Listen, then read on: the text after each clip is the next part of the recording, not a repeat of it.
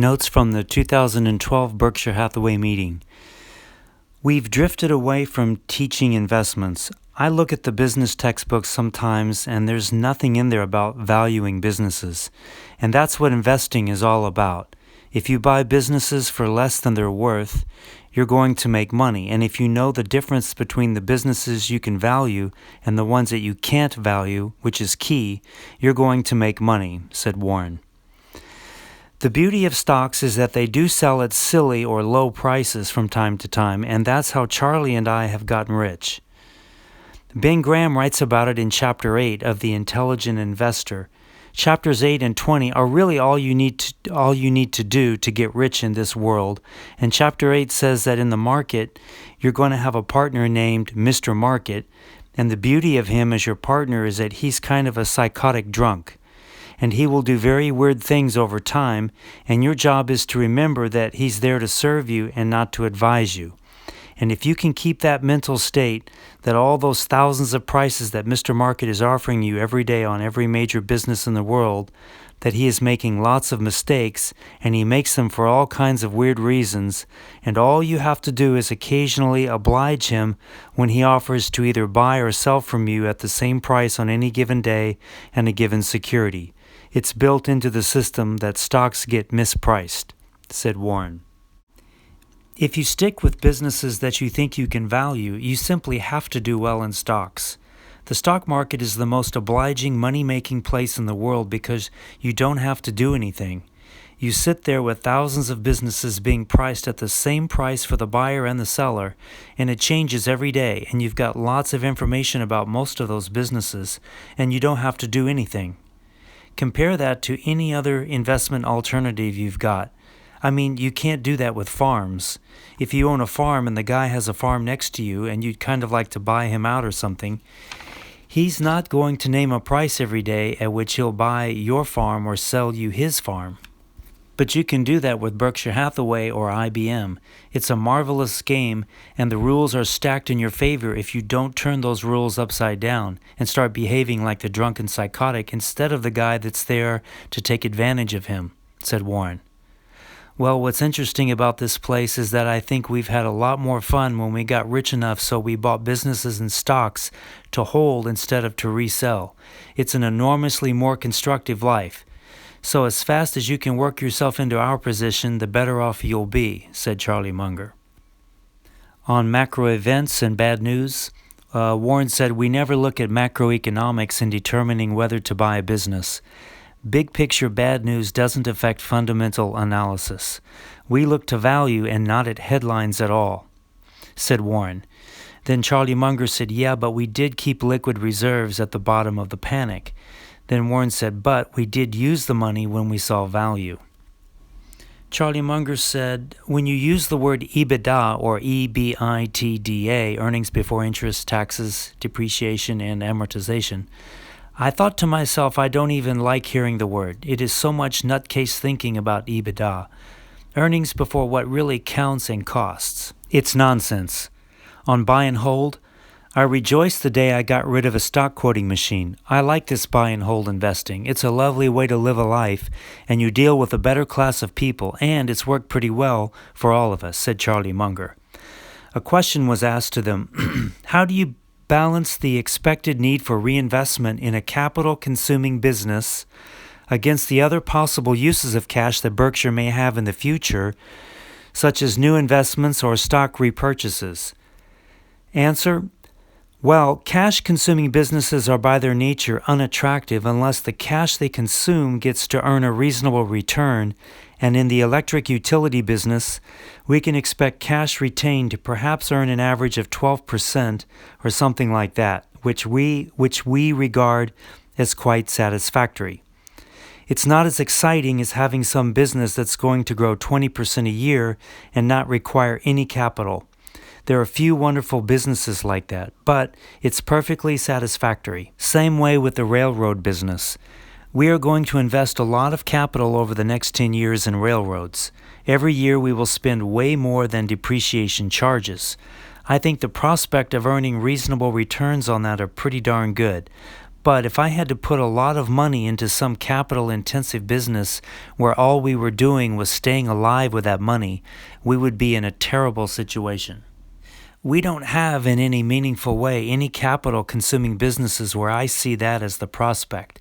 But we don't know how to make 20% on equity going forward in the future with the kind of sums we're working with. And we will be very happy if we can earn 12% or something like that on equity. Question: how do you value declining businesses? Answer: they're not worth nearly as much as growing businesses, but they can still be quite valuable if a lot of cash is going to come out of them, said Charlie Munger. Then Warren said, yeah, generally speaking, it pays to stay away from declining businesses. It's very hard. If you really think a business is declining, most of the time you should avoid it. The real money is going to be made in growing businesses, and that's where the focus should be on. I would never spend a lot of time trying to value a declining business and think I'm going to get one free puff, what I call the cigar butt approach, where you get one free puff out of a cigar butt that you find. The same amount of energy and intelligence brought to other types of businesses is just going to work out better. Question: what should we stay away from, or what stocks should we avoid? Answer: a lot, said Charlie Munger. First, stay away from what you don't understand. And when I say understand, it means I have a reasonable fix on about what the earning power and competitive position will look like in 5 or 10 years. So I've got some notion of how the industry will develop and where the company will stand within the industry. Well, that eliminates a whole bunch of things. And then beyond that, if the price is crazy enough, though I understand it, that eliminates another bunch. So you get down to a very small universe. On IPOs, I can't recall any time in the last 30 years at least that we bought a new issue IPO. Have we, Charlie? I can't think of one.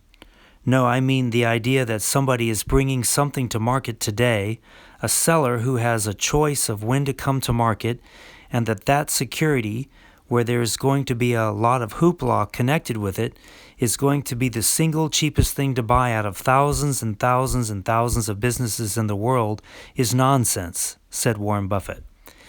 And when it carries a 7% commission, said Charlie Munger, or higher. It's ridiculous.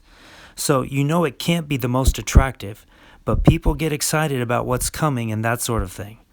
But I will guarantee you that if you have thousands of opportunities among stocks all over the world, and most of them are not being promoted or being sold with special commissions, and then some other security is coming to market that day when the seller picks the time to bring it, as opposed to just this auction market operating otherwise, it just doesn't make any sense to spend 5 seconds thinking about new issues.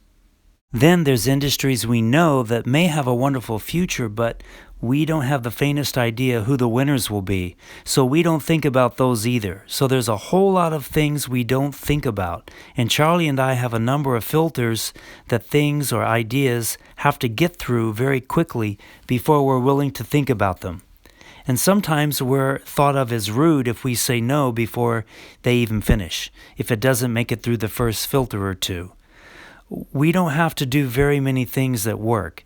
That's the beauty of this business. You don't have to be able to spell 500 words or something to get to the end of the spelling bee and beat everybody else.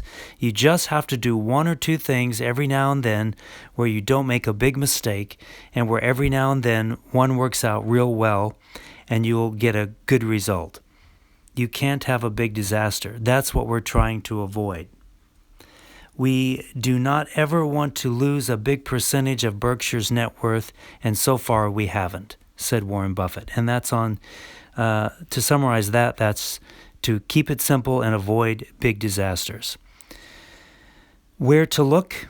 2 rules. As a rule of thumb, avoid things with a big commission because it won't be undervalued. Second, the other thing that's helpful in reverse is, as a place to look, looking at things that other smart people are buying. That is not a crazy search method as a starting device or as a sorting device for opportunities to consider, said Charlie Munger. on risk and why they have so much cash. We think about worst cases all the time, and then we add on a big margin of safety, and we don't want to go back to go. We undoubtedly build in layers of safety that others might regard as foolish, but we've got 600,000 shareholders, and we've got members of my family that have 80 or 90% of their net worth in the company. And I'm just not interested in explaining to them that we went broke because there was a 1/100th of 1% chance that we would go broke, and there was a remaining probability that was filled by the chance of doubling our money. And I decided that that was just a good gamble to take. We're not going to do that. It doesn't mean that much. We're never going to risk what we have and need for what we don't have and don't need. We'll still find things to do where we can make money, but we don't have to stretch to do it. It's our job to figure out what can really go wrong with this place. We've seen 9/11 and other things, and we'll see such things again.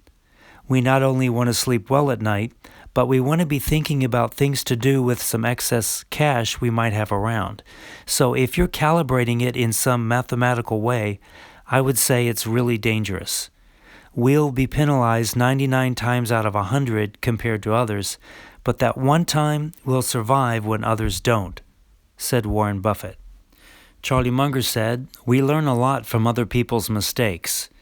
That is really a much more pleasant way to learn hard lessons.